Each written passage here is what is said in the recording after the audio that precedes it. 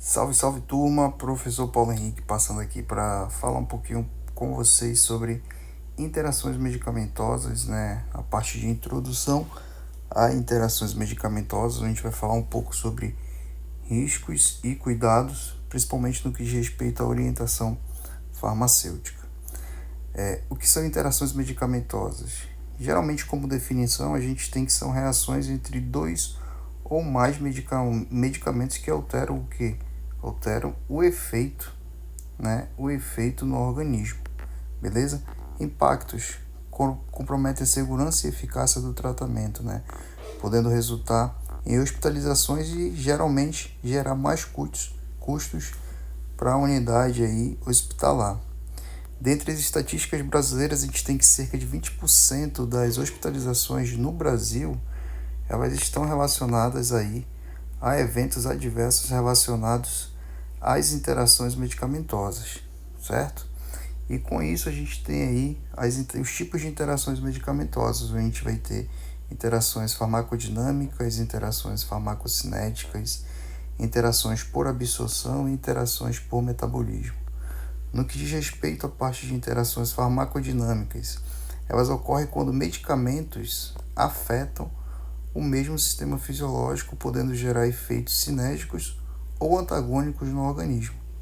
Já interações farmacocinéticas afetam o percurso, né? Ou seja, o movimento do medicamento dentro do organismo da pessoa, alterando a absorção, a distribuição, o metabolismo, bem como a excreção.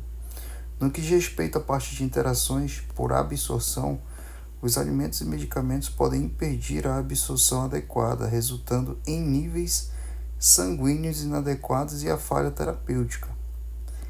Já na parte de interação do metabolismo, eles ocorrem principalmente no fígado através do sistema do citocromo P450, né? Alterando a velocidade e a metabolização dos fármacos, fazendo com que o fármaco permaneça por mais tempo na corrente sanguínea, né? Mais tempo de forma endógena, o que pode provocar intoxicação referente aí ao acúmulo de metabólitos no organismo. Os mecanismos de interações farmacológicas, a gente consegue observar as alterações na absorção, os efeitos mútuos, né, as modificações do metabolismo, bem como a competição por receptores. No que diz respeito à parte de competição por receptores, os fármacos podem disputar, né, competir pelo mesmo sítio de ligação, reduzindo o efeito terapêutico ou potencializando reações adversas. Daí a importância de sempre fazer a orientação correta do medicamento, fazer o direcionamento correto do medicamento, entender as características de lipossolubilidade e hidrossolubilidade do medicamento. Isso vai direcionar cada vez mais o sucesso terapêutico, ou melhor, o sucesso farmacoterapêutico do paciente. Quando a gente pensa em modificação no metabolismo, enzimas hepáticas podem ser induzidas ou até inibidas, modificando a velocidade da degradação de outros medicamentos. Então a gente vai ter ativadores, a gente vai ter indutores, a gente vai ter inibidores. Geralmente quando você pensa em associação medicamentosa, você tem que pensar não somente naquele paciente que faz o uso do medicamento em casa, mas principalmente no paciente hospitalizado, onde na maioria das vezes o paciente ele é um paciente onde ele não faz monoterapia, e sim politerapia.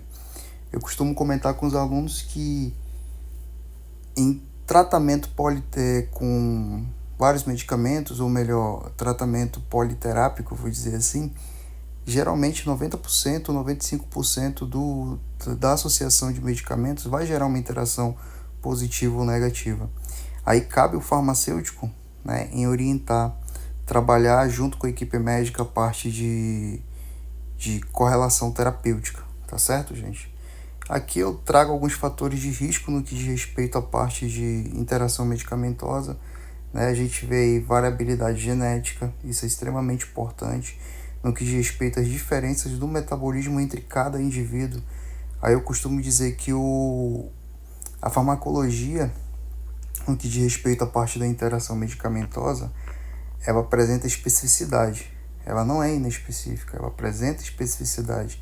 e cada paciente vai responder de uma forma. Não tem uma regra A, B, C e D. Não, cada paciente vai responder de uma forma. A gente aprende o básico, a gente tem um básico, né, que a gente necessita saber no que diz respeito principalmente aí a parte da farmacologia, mas a nível individual, a variabilidade genética vai contar muito. Função renal e hepática, né, vai comprometer a eliminação desse medicamento, fazendo com que ele fique retido na parte endógena do ser humano. Condições crônicas múltiplas exigem tratamentos complexos e a polifarmácia em idosos é o principal fator de risco de interações graves. Beleza, gente? Consequências clínicas: redução da eficácia do tratamento, aumento dos efeitos colaterais, hospitalizações e impacto econômico. Então, o farmacêutico, principalmente dentro de uma unidade hospitalar, ele precisa fazer gestão e mediar todas essas consequências clínicas, tá bom, gente? Interações com antihipertensivos. Aqui eu trouxe alguns exemplos, tá, gente? Não tem como a gente trazer de forma detalhada, visto que é uma aula introdutória de interações medicamentosas. Nas próximas aulas eu vou trazer aqui para vocês de forma específica classe de medicamentos, né? Trazer aqui para vocês tipos de interações referente a cada classe de medicamentos. Então aqui a gente tem os antihipertensivos associados aí com anti-inflamatórios, né? Pode auxiliar, né, na redução do efeito antihipertensivo. Aí pode vir a pergunta, mas como que isso pode acontecer, professor? Como que isso vai influenciar? Nos próximos módulos a gente vai detalhar isso a nível molecular. Beta-bloqueadores e antiarritmínicos, né? Bradicardia excessiva, diurético com derivados de lítio, toxicidade por lítio, bloqueadores de cálcio, bem como antibióticos macrolídeos, hipotensão grave. Outros tipos de interação bem diretas aí, né, com anticoagulantes, alimentos que ricos em vitamina K antagonizam a varfarina, riscos de sangramento, e se faz necessário sempre o que? O monitoramento laboratorial.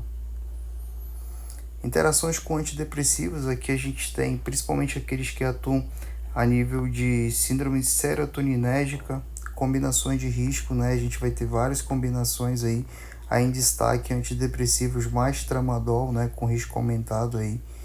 Estratégias de segurança, sempre respeitar os períodos de washout ou washout entre as medicações, que seria o intervalo ou o desmame, né? Monitorar pacientes em trocas de antihipertensivos e educar sobre interações medicamentosas, né, ou interação frente aos medicamentos isentos de prescrição. Aqui cabe um destaque muito grande, principalmente no que diz respeito aos pacientes oncológicos, né? Um exemplo básico que eu gosto de citar é a associação de metotrexato com dipirona, né? A dipirona aumenta a biodisponibilidade de MTX na corrente sanguínea, o que pode ser prejudicial para o paciente. Tá certo, gente? Interações com antibióticos, aqui eu trago potenciais de quelação com minerais, né? Inibição enzimática, né? Alguns macrolídeos inibem ali o citocromo P450, aumentando níveis sérios de estatinas, junto com benzodiazepínicos. Potencialização de toxicidade, os aminoglicosídeos e outros nefrotóxicos aumentam significativamente o risco de lesão renal. E isso vai contribuir, ou melhor, vai trazer como consequência a redução da eficácia no tratamento. O papel do farmacêutico, que é de extrema importância nesse momento, é a revisão do histórico medicamentoso. Gente, o primeiro passo é fazer uma anamnese completa, fazer a revisão do histórico, verificar se o paciente realmente não tem histórico de potencial alérgico, se tem histórico de interação medicamentosa e outras comorbidades dentro da família que podem direcionar fatores genéticos. O paciente sempre tem que ser orientado. Costumo dizer que o paciente precisa saber o que está sendo direcionado. O paciente também é protagonista do sucesso terapêutico. E a comunicação, que deve ser fundamental sempre em conjunto com a equipe médica. Então, o papel do farmacêutico. O farmacêutico é o último profissional antes do uso. Então, sua interação pode prevenir eventos adversos. Quando a gente fala assim, é o último profissional antes do uso, é praticamente o último contato que o paciente vai ter com quem? Com o profissional farmacêutico no ato ali da dispensação de medicamentos e da orientação farmacoterapêutica. Hoje a gente tem muito a utilização de tecnologia de prevenção, sistemas de alerta, aplicativos móveis, até a própria inteligência artificial auxiliando, mas isso geralmente tem que andar em conjunto com a orientação farmacêutica, né? O profissional farmacêutico tem que elaborar estratégias de prevenção, sempre utilizando ali a comunicação entre os profissionais, e se faz necessário os exames de monitoramento e a educação continuada para com o paciente, bem como com a equipe multiprofissional ou multidisciplinar. Aqui eu trago para vocês, a nível estatístico, percentual, né, de custo anual aí e um impacto econômico no que diz respeito às interações medicamentosas e o risco de intoxicação, o que isso pode causar. 3,6 bilhões, né, de custo anual, estimativa de gasto em eventos adversos, só no Brasil. 12% de orçamento, né, o custo hospitalar, cerca de 12% de respeito principalmente a interações medicamentosas negativas. Aumento de prolongamento, né, ou média prolongada de internação em unidades hospitalares, o que era para ser de 2, 3 dias se torna 5 a 6 dias em média. E 23% representa o quê? O aumento de desistência, absenteísmo, né?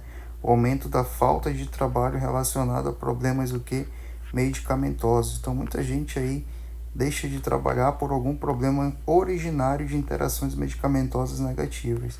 Então isso aqui é um dado atual, tá bom, gente? Que é de extrema importância, principalmente quando você está fazendo gestão dentro de uma unidade hospitalar. Hoje a gente tem várias regulações no que diz respeito aí à regulamentação, né, da prescrição, orientação. Isso aqui é algo que dentro da deontologia está cada vez mais sendo aí estudado, cada vez mais a gente tem novos protocolos. Obviamente que a gente tem aí algumas resistências entre outras classes profissionais, mas é algo que isso dentro do mundo jurídico, isso está sendo bem direcionado. A gente fica aí com uma expectativa no que diz respeito a um consenso, visto que a legislação e a regulamentação é para todos, né? Obviamente que a gente tem aí cada um com a sua especificidade, mas a gente precisa pensar também que essa engrenagem tem que rodar, e essa engrenagem precisa rodar através de quem? Do paciente. Aqui alguns casos clínicos exemplos, né? Pacientes idosos com hipotensão, associação de alguns medicamentos, eu trouxe aqui para vocês, tá? Por exemplo, sangramento digestivo em idosos, uso simultâneo de varfarina, SG100, né? Potencialização de efeito anticoagulante, levando à hemorragia. Síndrome serotoninérgica, automedicação com antidepressivos e analgésicos opioides, desenvolvendo hipertemia e necessitando levar o paciente para a UTI. Beleza? Educação do paciente, sempre trabalhar a ideia de lista completa, manter o registro atualizado de todos os medicamentos em uso, realizar questionamentos, perguntar ativamente sobre interações, horários, respeitar os horários do intervalo dos medicamentos, alerta de sistemas, reconhecer sinais de possíveis interações e buscar ajuda médica, né, gente, de imediato, quando necessário. Aqui eu trouxe perspectivas e tendências futuras, o que já vem acontecendo aí, 24, 25, perspectivas até 2030, né? Mais medicamentos inteligentes com liberação controlada, a gente já tem, só que obviamente com novas inserções de novas tecnologias, né? De 2028 a 2030, bioprocessadores implantáveis para o monitoramento contínuo, né? Isso a gente já tem, mas cada vez mais a gente está tendo aí novos acessos, né, aos medicamentos. Então, como eu costumo dizer, a tecnologia ela tem que ser de acordo com a promoção da saúde, tem que corroborar com a promoção da saúde. Então, obviamente que isso aqui é uma perspectiva que a gente espera dentro da saúde, cada vez mais de novos medicamentos que apresentem minimizações de reações adversas, bem como potenciais de interações reduzidos, porém com uma eficácia mais aplicada. E como conclusão dessa primeira aula, gente, eu trago aqui que a prevenção é fundamental, ou seja, evitar interações negativas é fundamental. A responsabilidade sempre tem que ser comparada, profissional de saúde, bem como o paciente. Como eu disse, o paciente precisa ser protagonista do sucesso terapêutico. Não é a ideia de terceirizar, mas essa equipe aqui, ó, farmacêutico, enfermeiro, médico, todo mundo junto vai necessitar trabalhar a engrenagem para somar junto com esse paciente, beleza? E diante do que eu expus aqui para vocês, o próximo passo é vocês tentarem implementar protocolos institucionais. Dentro das aulas de pós-graduação que eu ministro, eu sempre ensino o direcionamento de como trabalhar ou elaborar esses protocolos institucionalizados. Cada local, cada setor tem esse potencial. Devido à capacidade técnica dos profissionais, você consegue, obviamente, montar protocolos institucionais. E quando a gente pensa em interação medicamentosa, é meio que uma regra você elaborar protocolos institucionais, principalmente diante do arsenal terapêutico que você tem lá no seu ambiente de trabalho. Beleza, gente? Eu gostaria de agradecer e espero que vocês tenham gostado e até a próxima. Valeu!